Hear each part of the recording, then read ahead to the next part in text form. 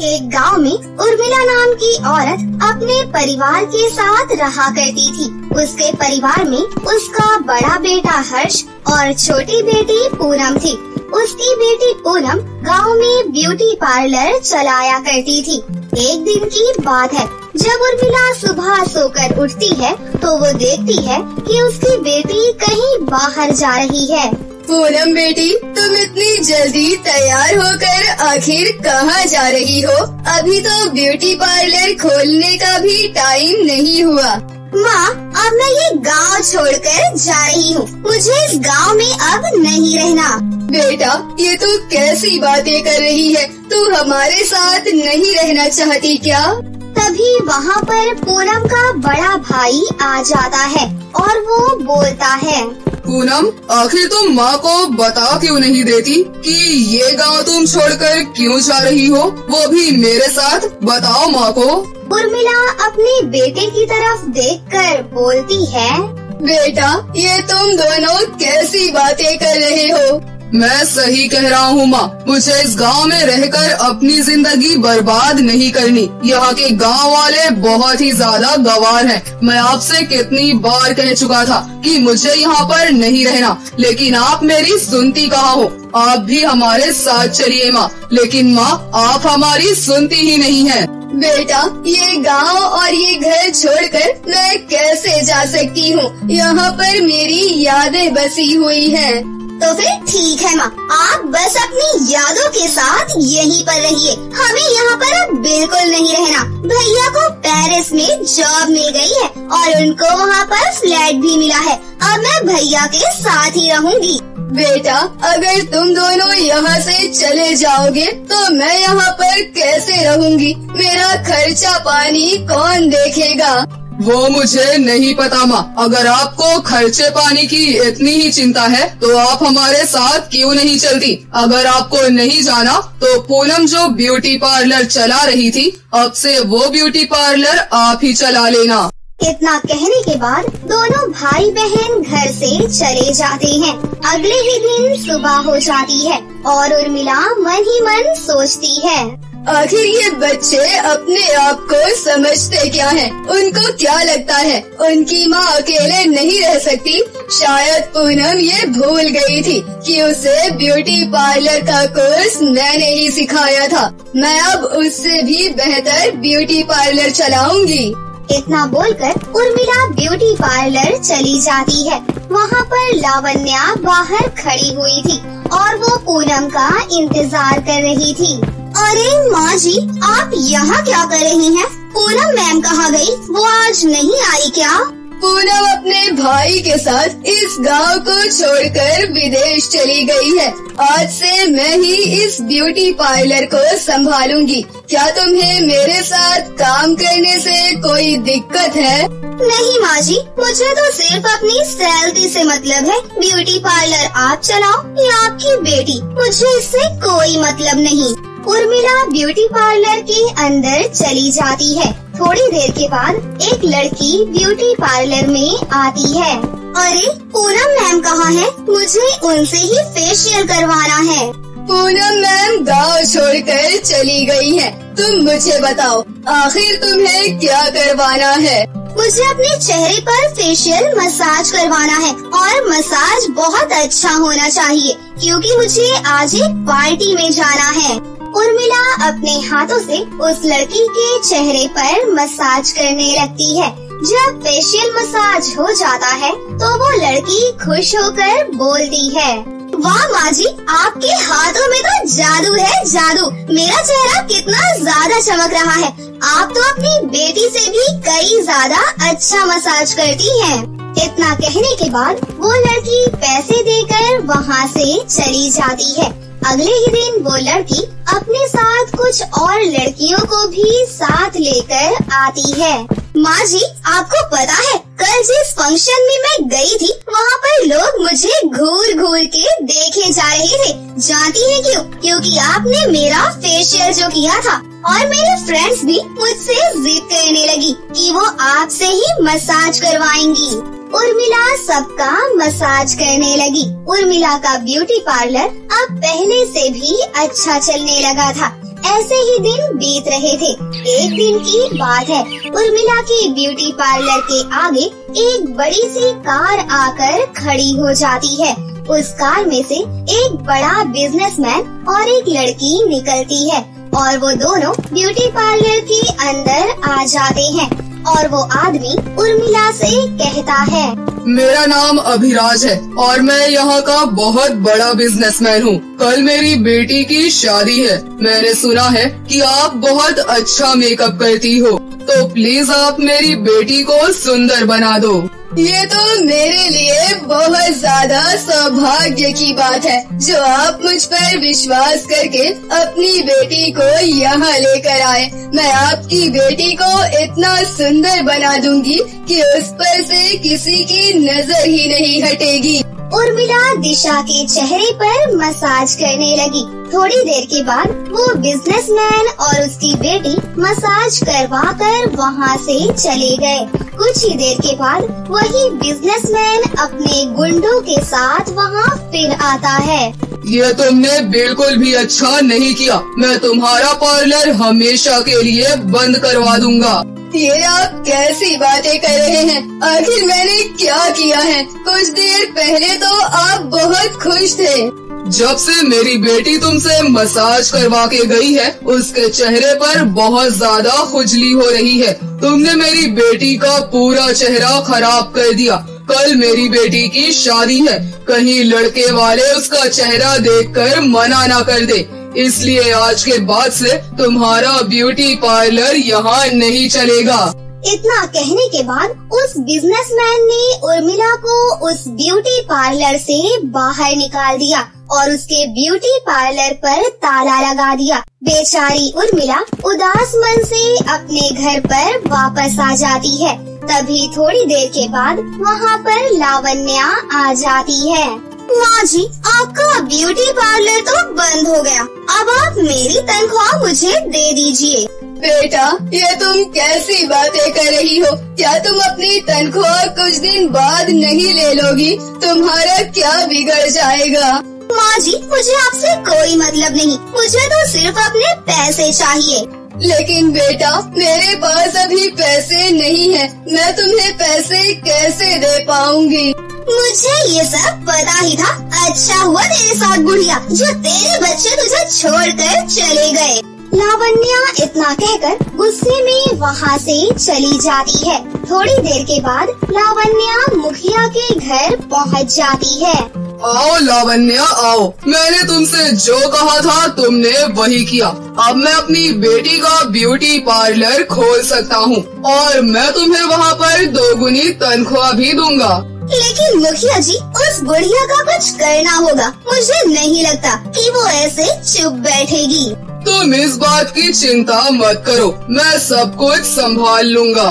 अगले ही दिन मुखिया कुछ आदमियों को लेकर उर्मिला के घर पर चला जाता है और वो उर्मिला के घर पर आकर बोलता है, उर्मिला, तुमने हमारे गांव का नाम खराब किया है, इसीलिए तुम्हें ये गांव छोड़कर जाना होगा। ये आप कैसी बातें कर रहे हैं मुखिया जी? मैं अपना गांव और घर छोड़कर कहाँ जाऊंगी? अब तुम यहाँ पर नहीं रुक सकती। तुमने बहुत बड़े बिजनेसमैन की लड़की का चेहरा खराब किया है। अगर तुम यहाँ और रही तो न जाने किस किस का चेहरा खराब करोगी। पर मुखिया जी, मैंने ये सब कुछ जानबूझकर नहीं किया। पता नहीं वो कैसे हुआ। अगर तुम सीधे तरीके से यहाँ से नहीं जाओगी तो हम और हमारे गांव वाले तुम्हें धक्के देकर यहाँ से बाहर निकाल देंगे। लेकिन मुखिया जी, मैं बूढ़ी औरत बेसहारा कहाँ जाऊंगी? मुझे इस बात से कोई मतलब नहीं, तुम बस यहाँ से निकल जाओ। बेचारी उर्मिला को मुखिया जी ने धक्के मारकर घर से ही बाहर निकाल दिया। बेचारी उर्मिला भूखी प्यासी एक नदी के किनारे जाकर बैठ जाती है। तभी एक अनजान औरत उर्मिला के पास आती है। मैं तुम्हें काफी देर से देख रही हूँ। आखिर तुम्हारे परिवार वाले कहाँ गए? उस औरत की हमदर्दी देखकर उर्मिला की आंखों में आंसू आ जाते हैं। फिर वो रोते हुए अपनी सारी कहानी उस औरत को बता देती है।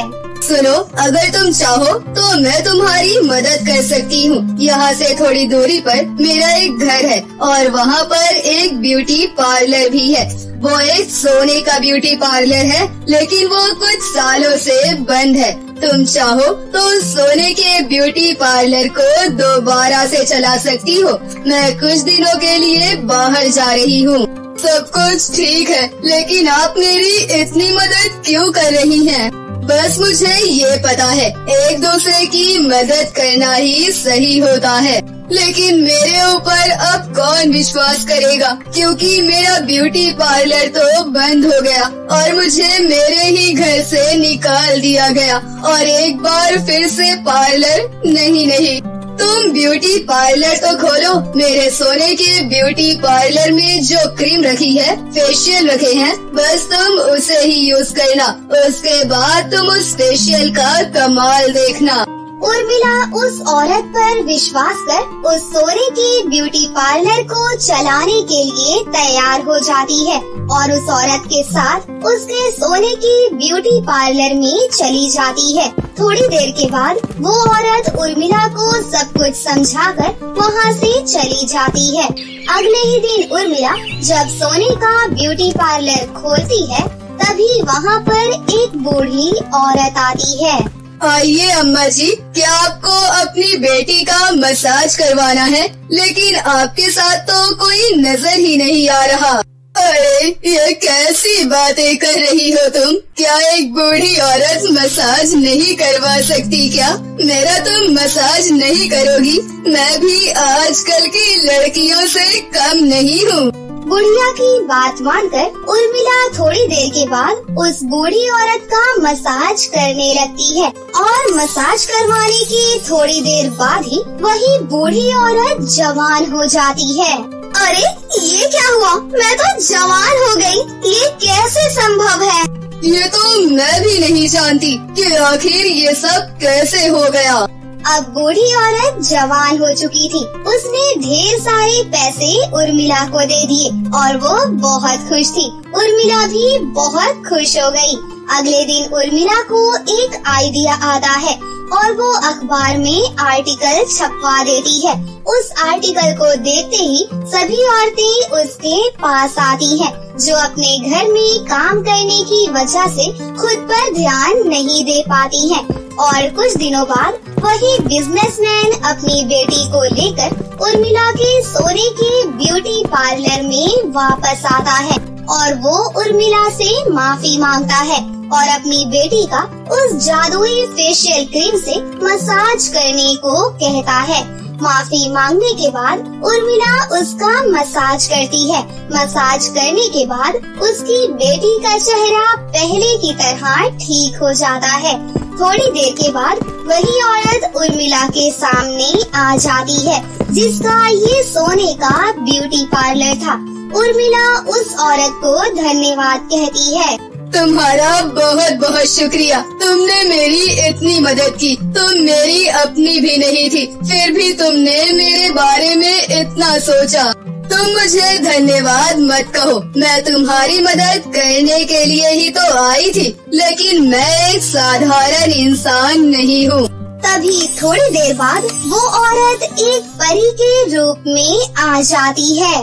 मैं एक परी हूँ और मैं तुम्हारी मदद करने के लिए ही यहाँ आई थी। मैं तुम्हारे बारे में सब जानती थी और मैं उन्हीं लोगों की मदद करती हूँ जो सच्चे होते हैं और मन के अच्छे होते हैं। मैं तुम्हें ये परियों का सोने का ब्यूटी पार्लर और ये जादुई फेशियल क्रीम दे रही हूँ, जिससे तुम्हारी जिंदगी पूरी तरीके से बदल जाएगी और तुम हंसी खुशी से रहने लगोगी।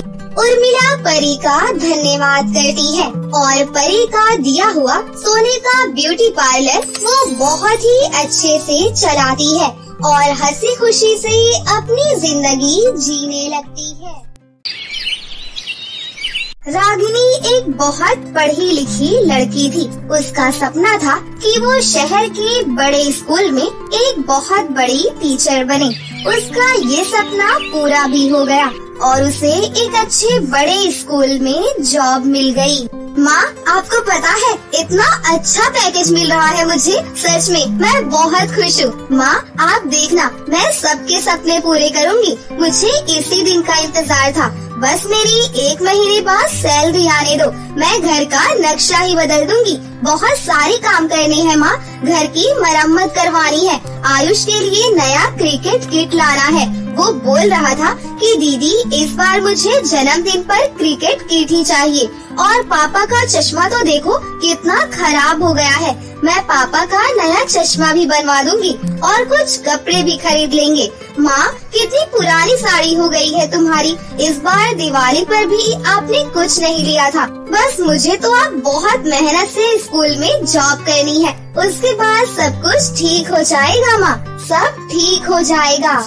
रागिनी बिटिया, सब हो जाएगा, मुझे पता है मेरी बच्ची बहुत मेहनती है, पर साथ साथ अपने खान पान का भी ख्याल रखा कर। पूरा दिन स्कूल में मेहनत से पढ़ाना, फिर घर आकर घर के काम, तू अपना भी तो ख्याल रखा कर।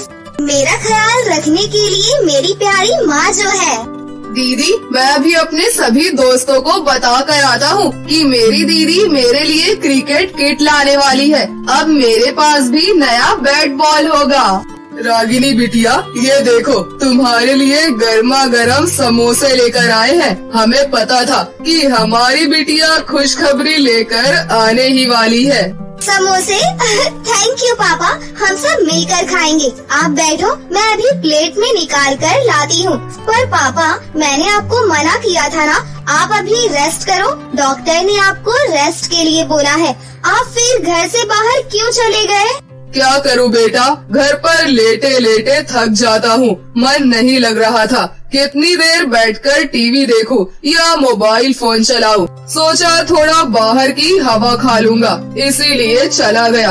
अरे अब मैं ठीक हूँ, मेरी बिटिया खुश है, उसकी नौकरी लग गई है, तो मुझे अब कोई चिंता कहाँ। अब तो मैं आराम से बैठूंगा। बिल्कुल पापा, आपने बहुत काम कर लिया, अब मेरी बारी है। रागिनी के पिता को कुछ दिन पहले ही हार्ट की दिक्कत हुई थी। बढ़ती उम्र और बीमारी को देखते हुए दुकानदार ने भी उन्हें नौकरी से निकाल दिया। कुछ समय से घर तो परेशानियों से घिरा हुआ था, पर रागिनी की टीचर की जॉब लगते ही सबके चेहरे पर खुशी आ गई।